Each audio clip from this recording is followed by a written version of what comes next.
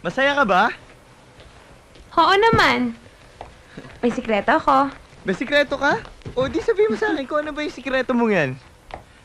Sikreto nga eh, di ba? Sabihin mo muna yung sikreto mo sa akin, bago ko sabihin sa'yo yung sikreto ko. Ganon? O sige. Alam mo, nung binatilyo pa lang ako, bago pa lang ako makulong. Eh, ang gusto ko talaga, maging piloto. O bakit? Pwede pa naman ah. Pwede pa naman.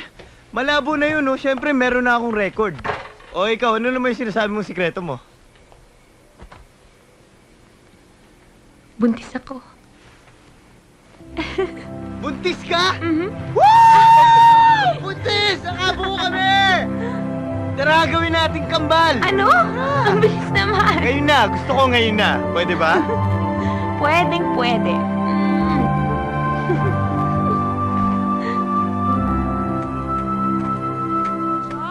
Oh! Jojo! Dali. Jo! Oo, bakit namili ka? Sabi ko ako na mamimili eh. Ano ba? Bawal sa'yo nagpapagod, di ba? Ano ba? Ilang buwan pa lang naman to, no? Okay lang yun. At saka kasi may binili ako sa'yo. Anong binili mo? Mm. Brief. Mhm. Brief. Okay pero bakit kulay pula? Aliw naman nito. Brief, pula. Pula. Ayaw mo? Hindi, naku naman. Gustong-gusto ko, anak. Thank you. Ganda nito. Parang sukat na sukat sa akin to Maganda. Favorite kong pula. Totoo. Brief, pula? Bagay sa'yo to, kaya ako nga binili to eh. Oo nga eh. Teka, isuot natin. Ayan, ang Bakit bagay ko sa'yo. yan nilalagay? Alam mo, Sabel, Mm. iisa lang ang purpose ko sa buhay. Aba? English yun ah. Hindi. Iisa lang ang purpose ko sa buhay. Ang lagi kang paligayahin.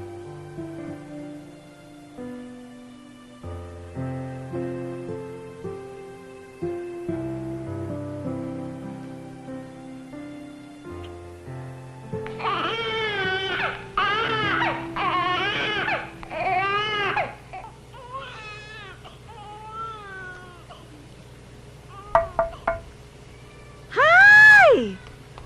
Hello! How are you? This deserves a celebration. My daughter visits me after a long, long time. Ma, nga pala. Siya si Jojo. Kumusta ko kayo?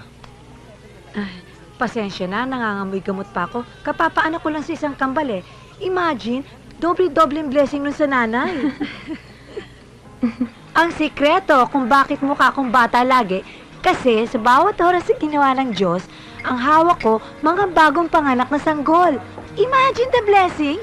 Akin ang unang human hands na makakahawak sa kanila bago pa sila mapunta sa kung anumang kapalarang naghihintay sa kanila. Para akong Diyos na nagpo-produce ng uha ng mga sanggol.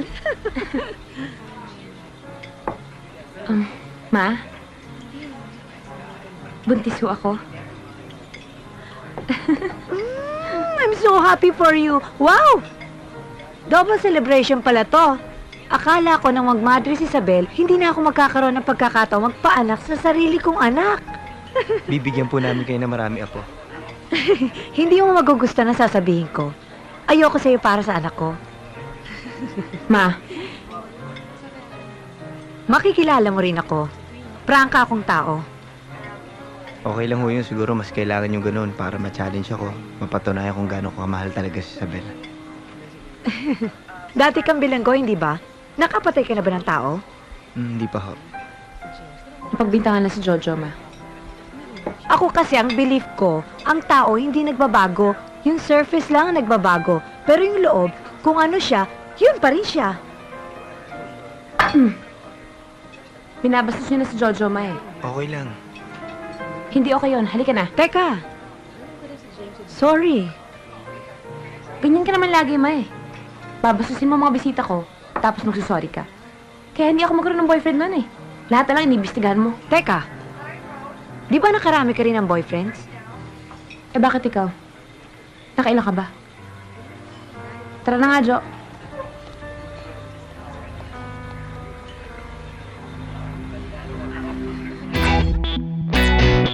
Thank